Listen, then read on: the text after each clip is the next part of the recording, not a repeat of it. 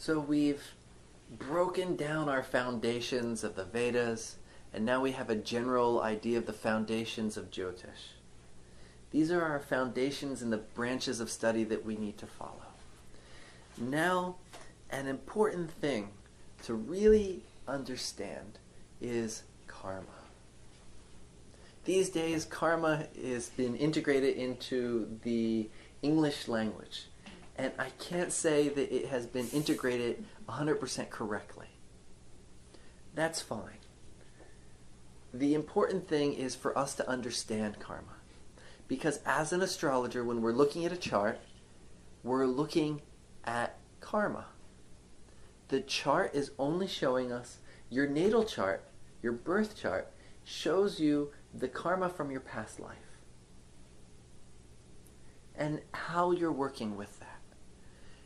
The situation, whether your mother is nice or not nice to you, whether your father was there or not there for you, was created by things that you've done previously.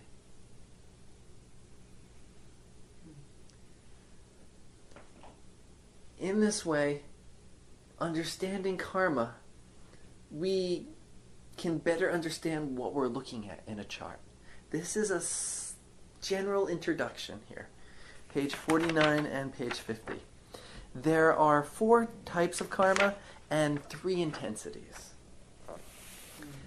Of the 4 types, we have Sanchita karma, which is all your accumulated karma from multiple lives.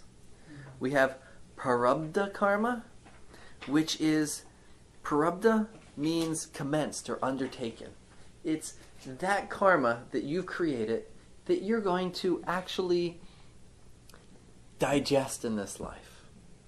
You might have killed 3 people in your last life. But in this life, you're just going to deal with the karma of one of them. Deal with the karma of the other 2 next life. It's like a credit card. Minimum payment. The way I think of it is, it's kind of like you have money in the bank, and then you have the money that's in your pocket. You don't keep all the money in the bank in your pocket. It's not really safe there. In the same way, if you had all your karma to deal with in one life, it would be a bit too much to handle. So we just take on what we can handle. Thereby, what's been given to us is what we as an Atma, as a soul, have decided that we can handle in this life. The natal chart shows us the Prarabdha karma. Then we also have Kriyamana karma, which means karma that is being done now. So let's say there's some bad karma indicated, but you do some pujas and mantras and you go out and donate to certain things and help certain people. Say you have an indication that you battered your wife in the last life.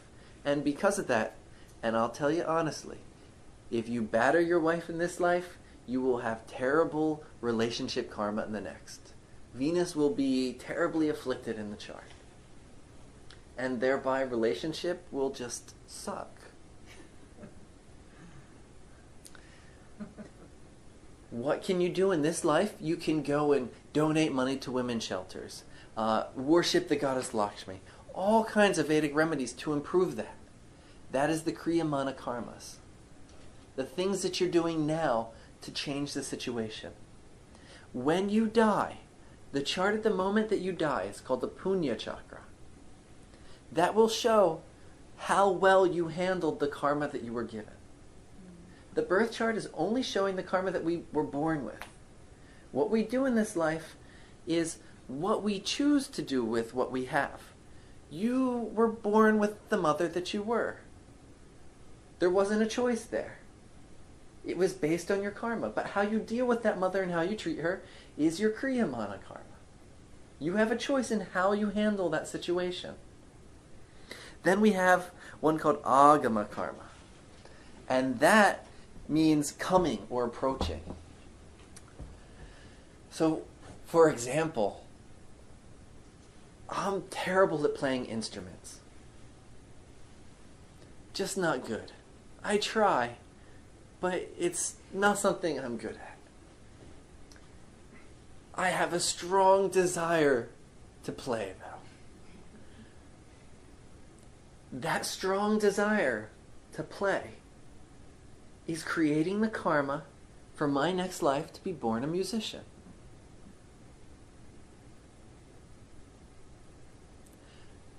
And I don't mind. I want to be born again. I want to play the Rudravina. I want to just play the Rudravina. My whole life, just practice and play. That desire is agama karma. When we are desiring things and we actually manifest them, so sometimes it doesn't come till next life, but when we desire something really strong and we manifest it, that's agama karma. So those are our 4 types of karma. Then we have the 3 intensities of karma. And these are concepts that should be understood, meditated upon, because when you're reading charts, people start asking, well, can I change this? Well, is this set? Or how is this the case? And you have to explain these concepts to people. 3 intensities of karma. We have dridha karma, which means fixed. It can't change. We have dridha, adridha karma, and then we have adridha karma. Adridha karma means it can change. It's not fixed. Dridha, adridha, that's a little of both.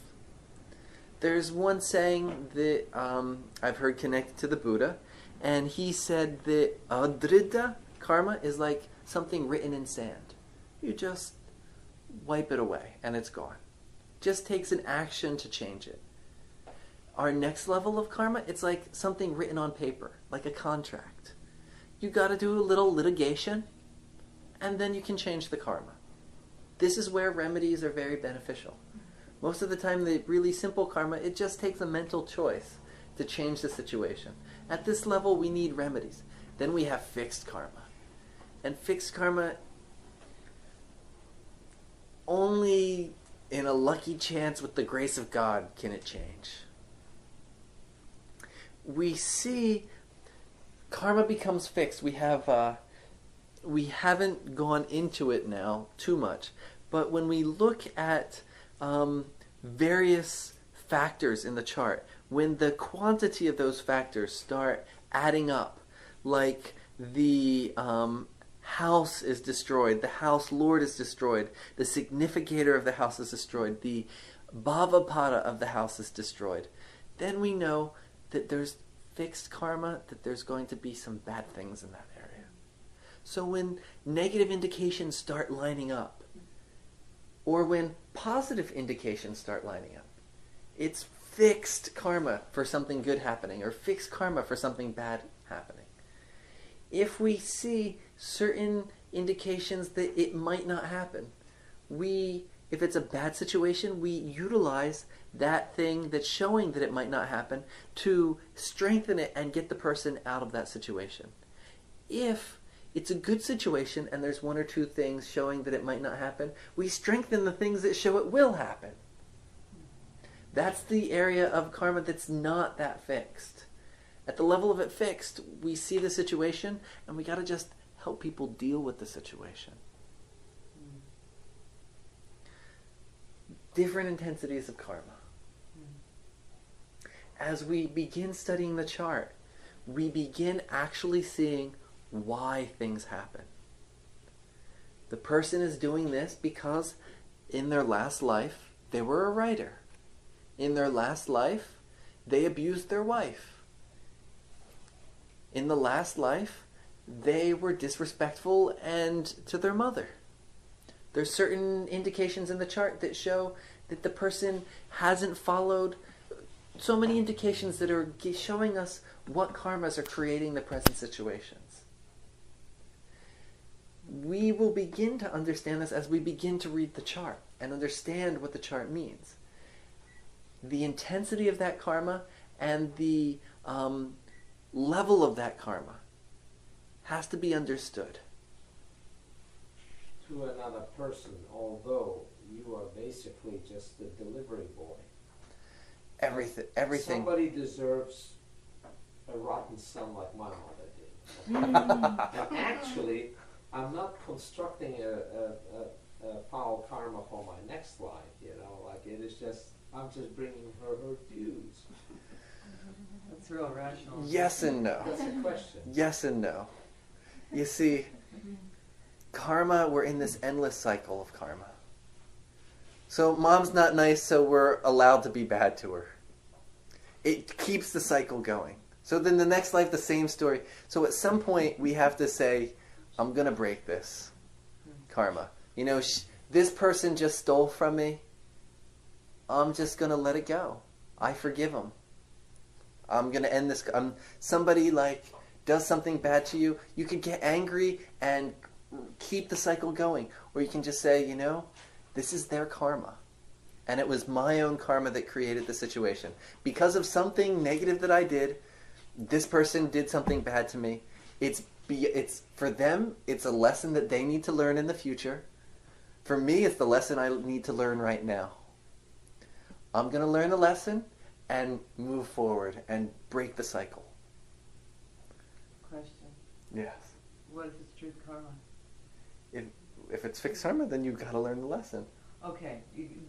I thought you said there's no remedy for it if it's truth karma. You just suffer. You suffer the through remedy. it. That the remedy is experience it. I got you. Okay. Yeah. But you can't, like, if it's really fixed, you know, just everything says, you know, you got to suffer, then there's just nothing you can do. Remedially, I mean, like mantras or... It's rare to see something 100% fixed in a chart, though you occasionally do see it. Example, sometimes like the fifth lord, the fifth house has malefics, the fifth lord is afflicted, the A5 is with Saturn, malefics are aspecting the fifth, like no benefics are aspecting it. The person wants to have kids, naturally. It's, you know, they have them adopt. It just, they're not going to have the kids naturally. So, as some, it doesn't happen all the time, but there's things in our life that we can't change. And there's things that we can. And where some people have an issue is, they want to say, where's our free will, where's no free will? How much can I change, how much is fixed? And people even make percentages. 60% is fixed, 40% is free will. Wow, that would be good. But the bottom line is, we all have different levels. Like certain things, like somebody might have children karma that's fixed, where their career karma is totally unfixed. We have, based on our own experiences and karmas, we have different areas where we have different levels of choice and different levels of free will. We have different situations that arise with different levels of free will and different levels of no choice. At the highest level, and I don't think I mentioned this too much here, so it'll have to be just for the recording.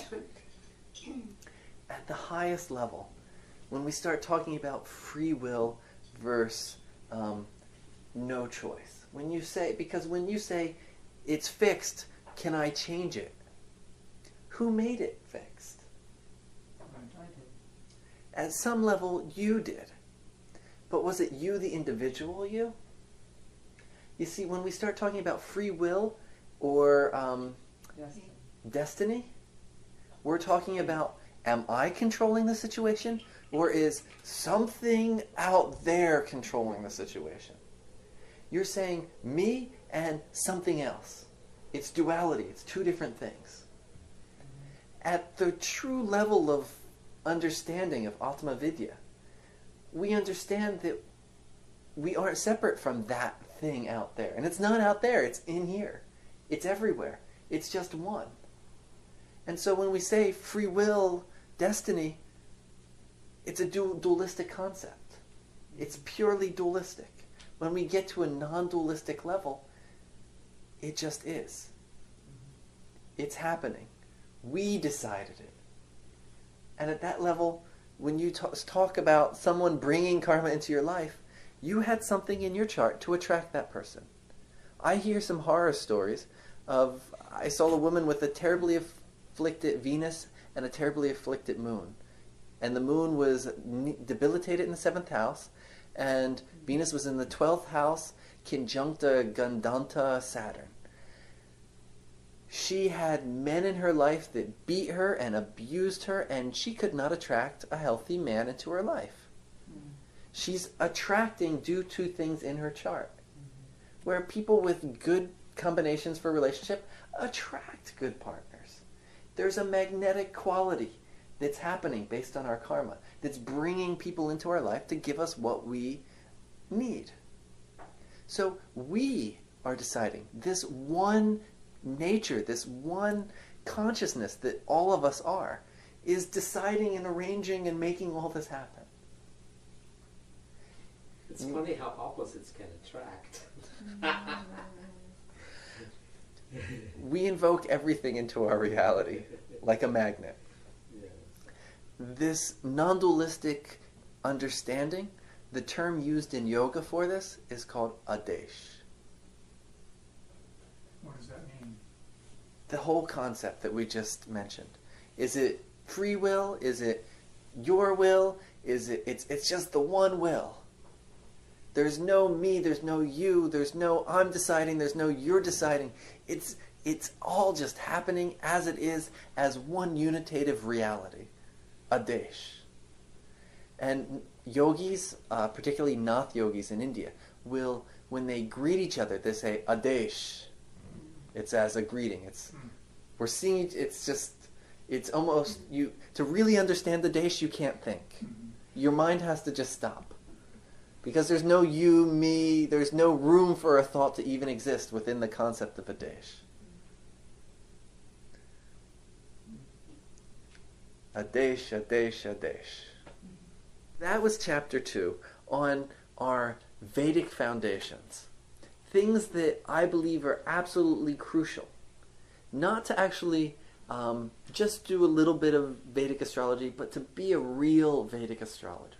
If you want to be a real Vedic astrologer, you have to understand all these concepts. This is just a brief one-chapter introduction. A book or multiple books could be written on each of these little topics. Slowly studying and learning these is key to becoming well-rounded and knowledgeable.